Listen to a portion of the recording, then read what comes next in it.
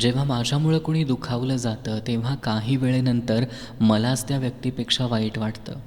एकच अपेक्षा आहे मला तुझ्याकडून, जेवढ्या प्रेमानं नातं जोडलं तेवढ्याच प्रेमानं प्रामाणिकपणे आयुष्यभर साथ देशील.